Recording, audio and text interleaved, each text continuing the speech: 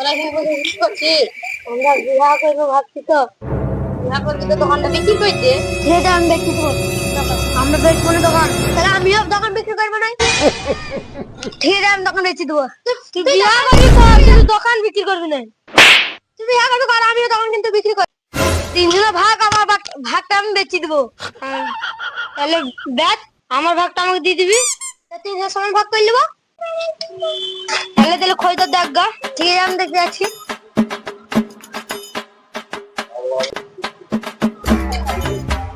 নিলাম শুরু কর।